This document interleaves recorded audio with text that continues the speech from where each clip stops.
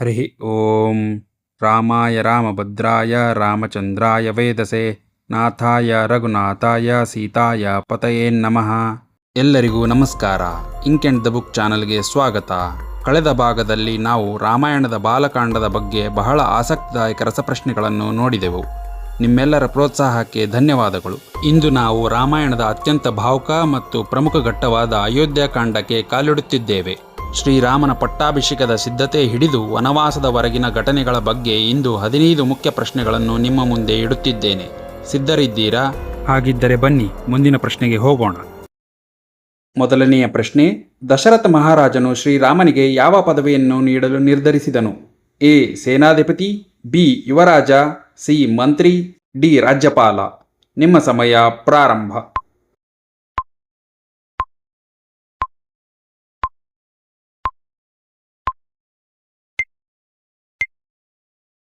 ಸರಿಯಾದ ಉತ್ತರ ಬಿ ಯುವರಾಜ.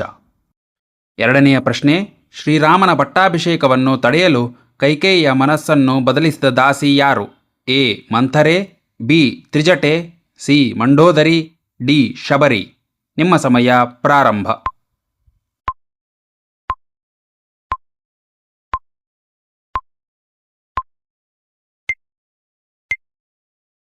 ಸರಿಯಾದ ಉತ್ತರ ಎ ಮಂಥರೆ.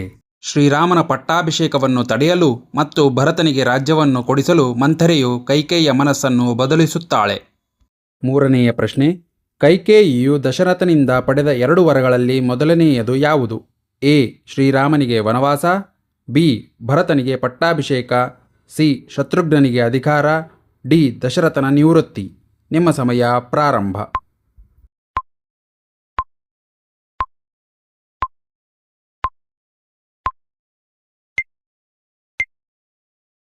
ಸರಿಯಾದ ಉತ್ತರ ಬಿ ಭರತನಿಗೆ ಪಟ್ಟಾಭಿಷೇಕ. ರಾಮಾಯಣದ ಪ್ರಕಾರ ಕೈಕೇಯಿಯು ದಶರಥ ಮಹಾರಾಜನಿಗೆ ಕೇಳಿದ 2 ವರಗಳೆಂದರೆ, ಮೊದಲನೆಯದು ತನ್ನ ಮಗನಾದ ಭರತನಿಗೆ ಪಟ್ಟಾಭಿಷೇಕ ಮಾಡುವುದು, ಎರಡನೆಯದು ಶ್ರೀರಾಮನನ್ನು 14 ವರ್ಷಗಳ ಕಾಲ ವನವಾಸಕ್ಕೆ ಕಳಿಸುವುದು. ನಾಲ್ಕನೆಯ ಪ್ರಶ್ನೆ, ಕೈಕೇಯಿಯ ವರದಂತೆ ಶ್ರೀರಾಮನು ಎಷ್ಟು ವರ್ಷಗಳ ಕಾಲ ವನವಾಸ ಅನುಭವಿಸಬೇಕೆಂದು ನಿರ್ಧರಿಸಲಾಯಿತು? ಎ 10 ವರ್ಷ, ಬಿ 12 ವರ್ಷ, ಸಿ 14 ವರ್ಷ, ಡಿ 16 ವರ್ಷ. ನಿಮ್ಮ ಸಮಯ ಪ್ರಾರಂಭ.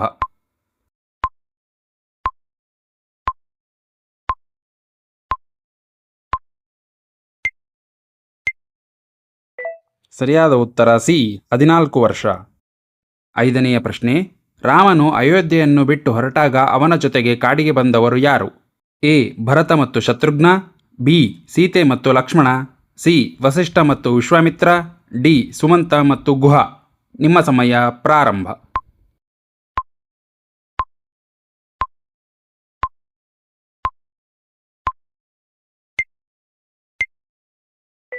ಸರಿಯಾದ ಉತ್ತರ ಬಿ ಸೀತೆ ಮತ್ತು ಲಕ್ಷ್ಮಣ. ಆರನೆಯ ಪ್ರಶ್ನೆ, ಅಯೋಧ್ಯೆಯನ್ನು ಬಿಟ್ಟ ನಂತರ ರಾಮನು ಮೊದಲು ವಿಶ್ರಮಿಸಿದ ನದಿಯ ತೀರ ಯಾವುದು? ಎ ಗಂಗಾ ನದಿ, ಬಿ ಯಮುನಾ ನದಿ, ಸಿ ತಮಸಾ ನದಿ, ಡಿ ಸರಯೂ ನದಿ. ನಿಮ್ಮ ಸಮಯ ಪ್ರಾರಂಭ.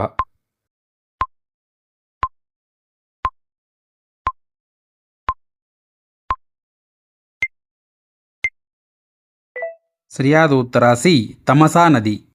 ಅಯೋಧ್ಯೆಯನ್ನು ಬಿಟ್ಟು ವನವಾಸಕ್ಕೆ ಹೊರಟ ಶ್ರೀರಾಮನು ಮೊದಲ ರಾತ್ರಿ ತಮಸಾ ನದಿಯ ತೀರದಲ್ಲಿ ವಿಶ್ರಮಿಸಿದನು. ನೋಡಿ, ಅಯೋಧ್ಯಕಾಂಡ ಅಂದಾಕ್ಷಣ ನಮಗೆ ನೆನಪಾಗುವುದು ತ್ಯಾಗ ಮತ್ತು ಭಕ್ತಿ. ಇಲ್ಲಿ ಬರುವ ಪ್ರತಿಯೊಂದು ಪಾತ್ರವು ನಮಗೆ ಜೀವನದ ಪಾಠ ಕಲಿಸುತ್ತದೆ. ನೀವು ಎಷ್ಟು ಪ್ರಶ್ನೆಗೆ ಸರಿಯಾಗಿ ಉತ್ತರ ನೀಡಿದ್ದೀರಿ ಎಂದು ಕಮೆಂಟ್ ಬಾಕ್ಸ್ನಲ್ಲಿ ತಿಳಿಸಿ. ಇದು ಕೇವಲ ಕ್ವಿಜ್ ಅಷ್ಟೇ ಅಲ್ಲ, ನಮ್ಮ ಸಂಸ್ಕೃತಿಯ ಅರಿಯುವ ಪ್ರಯತ್ನ. ಏಳನೆಯ ಪ್ರಶ್ನೆ, ಶೃಂಗಿಬೇರಪುರದ ನಿಷಾದ ರಾಜ ಮತ್ತು ರಾಮನ ಪರಮಮಿತ್ರ ಯಾರು? A Guha, B Sugriva, C Jambavanta, D Hanumantha. ನಿಮ್ಮ ಸಮಯ ಪ್ರಾರಂಭ.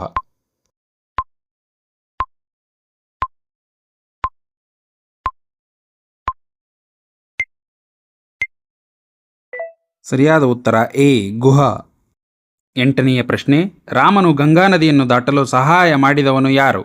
A Guha, B Lakshmana, C ದೇವತೆಗಳು, ಡಿ ಭಾರದ್ವಾಜ ಮುನಿಗಳು. ನಿಮ್ಮ ಸಮಯ ಪ್ರಾರಂಭ.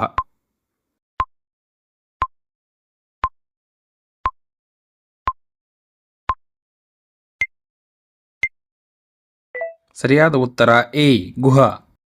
ಒಂಬತ್ತನೆಯ ಪ್ರಶ್ನೆ, ವನವಾಸದ ಸಮಯದಲ್ಲಿ ರಾಮನು ಮೊದಲು ಭೇಟಿ ನೀಡಿದ ಮಹರ್ಷಿಗಳು ಯಾರು? ಎ ಭಾರದ್ವಾಜ ಮಹರ್ಷಿಗಳು, ಬಿ ಅತ್ರಿ ಮಹರ್ಷಿಗಳು, ಸಿ ಅಗಸ್ತ್ಯ ಮಹರ್ಷಿಗಳು, ಡಿ ವಾಲ್ಮೀಕಿ ಮಹರ್ಷಿಗಳು.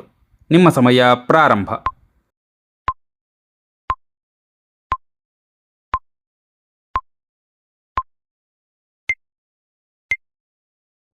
ಸರಿಯಾದ ಉತ್ತರ ಎ ಭಾರದ್ವಾಜ ಮಹರ್ಷಿಗಳು. 10ನೆಯ ಪ್ರಶ್ನೆ. ಅಯೋಧ್ಯಾಕಾಂಡದಲ್ಲಿ ರಾಮನು ವನವಾಸದ ಆರಂಭದಲ್ಲಿ ಎಲ್ಲಿ ಕುಟೀರವನ್ನು ನಿರ್ಮಿಸಿಕೊಂಡನು? A Panchavati, B Chitrakoot, C Kishkindha, D Dandakaranya. ನಿಮ್ಮ ಸಮಯ ಪ್ರಾರಂಭ.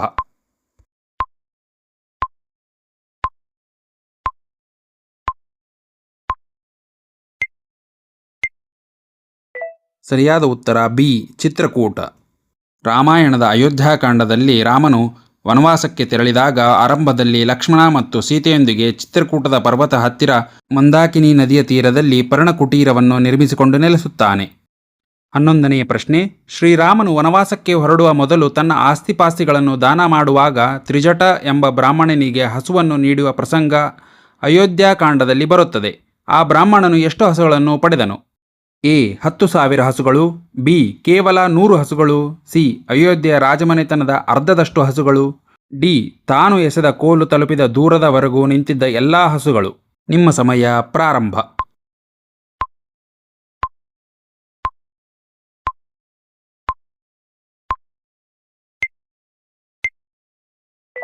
ಸರಿಯಾದ ಉತ್ತರ ಡಿ ತಾನು ಎಸೆದ ಕೋಲು ತಲುಪಿದ ದೂರದವರೆಗೆ ನಿಂತಿದ್ದ ಎಲ್ಲಾ ಹಸುಗಳು.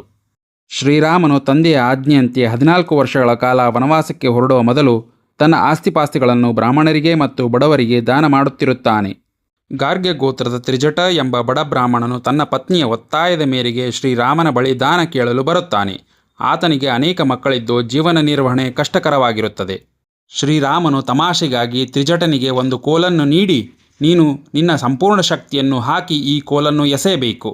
ಅದು ಎಲ್ಲಿಯವರೆಗೆ ಹೋಗಿ ಬೀಳುತ್ತದೋ ಅಲ್ಲಿಯವರೆಗೆ ಸಾಲು ನಿಂತಿರುವ ಎಲ್ಲ ಹಸುಗಳನ್ನು ನಿನ್ನದಾಗಿಸಿಕೊಳ್ಳುವೆ ಎಂದು ಹೇಳುತ್ತಾನೆ. ತ್ರಿಜಟನು ತನ್ನ ಸರ್ವಶಕ್ತಿಯನ್ನು ಬಳಸಿ ಕೋಲನ್ನು ಎಸೆಯುತ್ತಾನೆ. ಆ ಕೋಲು ಸರಿಯೂ ನದಿಯ ಆಚೆ ದಡೆಗೆ ಹೋಗಿ ಬೀಳುತ್ತದೆ. ಅಲ್ಲಿಯವರೆಗೂ ನಿಂತಿದ್ದ ಸಾವಿರಾರು ಹಸುಗಳನ್ನು ಶ್ರೀರಾಮನು ಸಂತೋಷದಿಂದ ಆ ಬ್ರಾಹ್ಮಣನಿಗೆ ದಾನವಾಗಿ ನೀಡುತ್ತಾನೆ. 12ನೆಯ ಪ್ರಶ್ನೆ. ರಾಮನು ಕಾಡಿಗೆ ಹೋದಾಗ ಭರತ ಮತ್ತು ಶತ್ರುಘ್ನರು ಎಲ್ಲಿ ಹೋಗಿದ್ದರು? ಎ ಮಿಥಿಲೆಗೆ, ಬಿ ಕೈಕೇಯಿಯ ರಾಜ್ಯಕ್ಕೆ, ಸಿ ಲಂಕೆಗೆ, ಡಿ ಕಾಶಿಗೆ. ನಿಮ್ಮ ಸಮಯ ಪ್ರಾರಂಭ.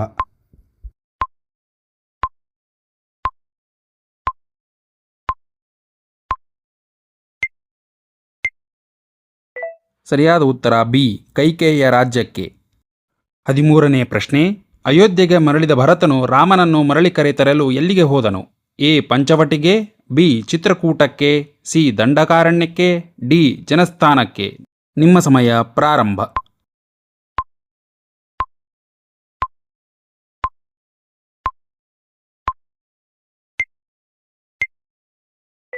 ಸರಿಯಾದ ಉತ್ತರ ಬಿ ಚಿತ್ರಕೂಟಕ್ಕೆ. 14ನೆಯ ಪ್ರಶ್ನೆ. ರಾಮನು ಅಯೋಧ್ಯೆಗೆ ಮರಳಲು ನಿರಾಕರಿಸಿದಾಗ ಭರತನು ರಾಮನ ಸಂಕೇತವಾಗಿ ಏನನ್ನು ತೆಗೆದುಕೊಂಡು ಹೋದನು? ಎ ರಾಮನ ಬಿಲ್ಲು, ಬಿ ರಾಮನ ಪಾದುಕೆಗಳು, ಸಿ ರಾಮನ ಉಂಗುರ, ಡಿ ರಾಮನ ಕಿರೀಟ. ನಿಮ್ಮ ಸಮಯ ಪ್ರಾರಂಭ.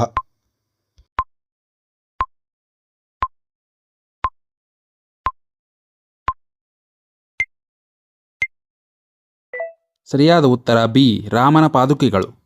ರಾಮನು ಅಯೋಧ್ಯೆಗೆ ಮರಳಲು ನಿರಾಕರಿಸಿದಾಗ ಭರತನು ರಾಮನ ಪಾದುಕೆಗಳನ್ನು ಪ್ರಾರ್ಥಿಸಿ ಪಡೆಯುತ್ತಾನೆ. ಪಾದುಕೆಗಳನ್ನು ಸಿಂಹಾಸನದ ಮೇಲಿಟ್ಟು ರಾಮನ ಪ್ರತಿನಿಧಿಯಾಗಿ ಭರತನು ರಾಜ್ಯಭಾರ ಮಾಡುತ್ತಾನೆ. 15ನೇ ಪ್ರಶ್ನೆ.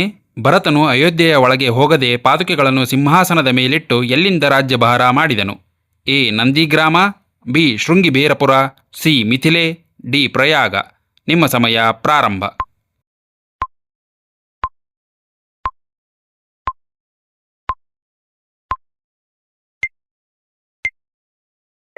ಈ ಪ್ರಶ್ನೆಗೆ ಸರಿಯಾದ ಉತ್ತರವನ್ನು ನಾನು ಮುಂದಿನ ಭಾಗದಲ್ಲಿ ತಿಳಿಸುತ್ತೇನೆ. ನಿಮಗೇನಾದರೂ ಗೊತ್ತಿದ್ದರೆ ಕಮೆಂಟ್ ಬಾಕ್ಸ್ನಲ್ಲಿ ತಿಳಿಸಿ. ಅವರ ಹೆಸರನ್ನು ಮುಂದಿನ ಭಾಗದಲ್ಲಿ ಹೇಳುವೆ. ಸ್ನೇಹಿತರೆ, ಇಂದಿನ ಭಾಗದ 15 ಪ್ರಶ್ನೆಗಳು ಮುಗಿದವು. ಅಯೋಧ್ಯೆಕಾಂಡದ ಈ ಪಯಣ ನಿಮಗೆ ಇಷ್ಟವಾಗಿದೆ ಎಂದು ಭಾವಿಸುತ್ತೇನೆ. ನೀವು ಎಷ್ಟು ಸ್ಕೋರ್ ಮಾಡಿದ್ದೀರಿ ಎಂದು ಮರೆಯದೇ ತಿಳಿಸಿ.